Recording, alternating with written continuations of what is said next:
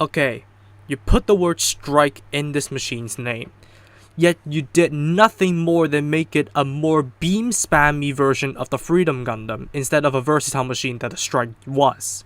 I know you don't have a brain, Lacus, but think, Lacus! Think! So what? What is going on, guys? MJ2005 Gundam here, and today I'm going to be reviewing the high-grade Strike Freedom Gundam Revive from Mobile Suit Gundam Seed Destiny.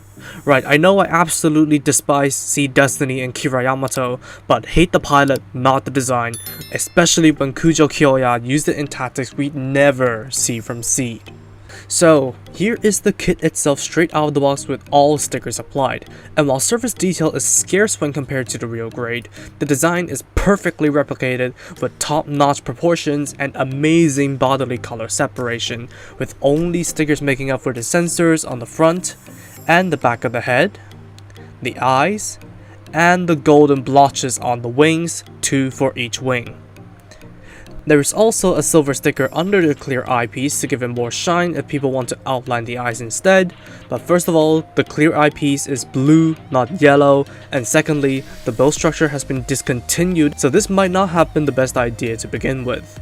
The gold on the frame is metallic and flaky, but people may not prefer the shade of gold and may opt to go for the gold or the metallic gold Tamiya paints. Moreover, dark spots will appear in the parts that are sanded, but I would let it slide as it doesn't coat the entire body like the high-grade Fenix. You may also want to clean up the seam line down the head and give it panel lining to spruce it up, but otherwise, this kit looks top-notch. Side note, this kit is produced with universal standards, so everything is compatible with kits of its time. Yes, even the backpack, as it uses a double peg mechanic, so you can mount it onto any kit or adapter that accepts the double pegs. Articulation wise, the head is on a ball joint and a neck joint, while the ball joint isn't really too tight in the socket, so it does have a little bit of a wobble head. It can still go up, not that much, go down pretty decently, side to side decently, and a full rotation and a slight bit of a chicken neck. The arms can swivel out a bit, they can roll in their sockets, rotate and steer clear of the wings because of the outwards joints for the arms, which can be coupled with the ball joint in the socket to perform a perpendicular outwards movement, rotation above the elbow, and a bend at the elbow at 2 joints, a complete flat out 180, and finally a ball joint at the wrist. Now the waist is interesting just because it does have 2 ball joints in the abdomen, so you do have a pretty good backwards crunch if you don't mind the gap here. It does have a pretty good forward crunch and decent side to side crunches. And it is on a gigantic peg so it can rotate, but it tugs the railguns along with it because they are connected onto the abdomen, which can swivel back just in case you want to get rid of them and store the beam rifles. In terms of skirts, the front skirts can separate without any ill effects, side skirts can be moved almost 90 degrees, and the back skirts can be moved 90 degrees, but I don't recommend separating them just because they're on a bar.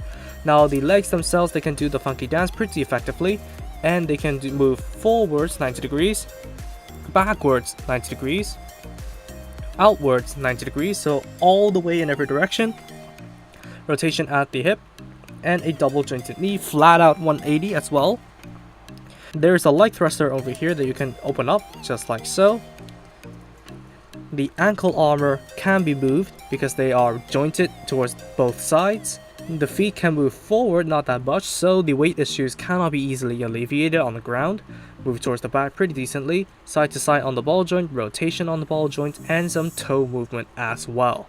Finally, the wings over here, they can move up and down in the central joint, and they can swivel in and out in the central joint. They can open up on the joint, and the topmost Dragoon can separate from the main wing to have an even more dynamic wingspan. Articulation on the high-grade Strike Freedom Gundam is definitely up to modern day standards. It is structurally sound as well, apart from the little bit of a bobble head, but I would have wished for the ankles to have a little bit more just to make alleviating those weight issues on the ground that much easier. For weapons on the body, you get the beam sabers. They are stored on the holsters on the waist and can rotate should you choose. You can simply stick the included SP13 beams into the holes and pose to your liking. Moreover, you can connect them at the ends and form a double-bladed saber. They hold fairly well in the connecting joint, but I don't really recall Kira using this all too often, but please correct me if I'm wrong. Moving on, we have the Zephyr's 3 railguns on the hips. Simply flip the barrel forwards and the stock backwards for use. They don't extend like the real grades, which is a little bit of a shame, but I can live with it. Moreover, you get the beam shield effect part. While it looks inferior when compared to the real grades, the one color is simple and effective compared to the real grades' use of stickers. Just bust the cap on either gauntlet, plug the cap onto the effect part, while mounting the entire thing onto the gauntlet for use.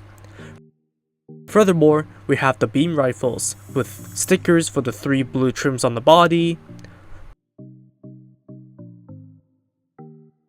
2 red trims on the barrel, and the scope, totaling 6 stickers per rifle.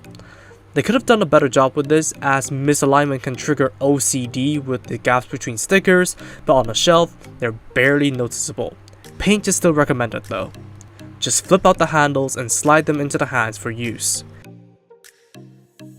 If you so choose, you can connect the 2 rifles by extending the barrel, stowing away the handle, and flipping the stock of the right rifle down, and extending the stock of the left rifle before plugging them together for the long rifle form.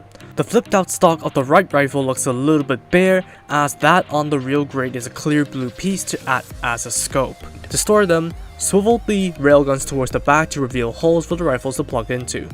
They are articulated, but the rifle stocks will completely eliminate that possibility.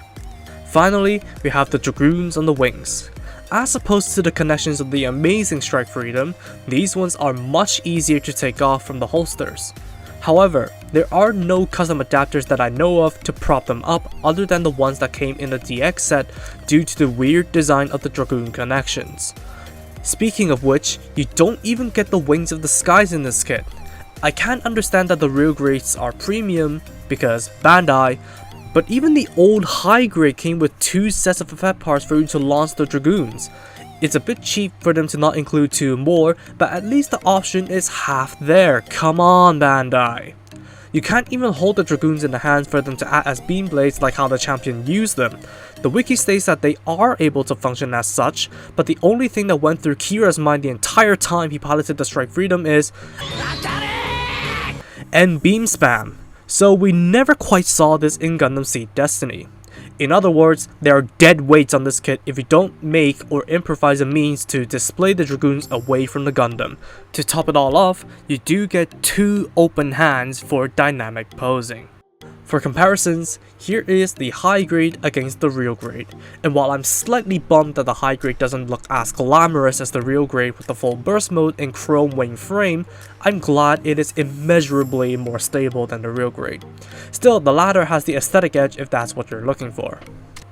Next up, here is the Infinite Justice and Destiny side by side with the Strike Freedom.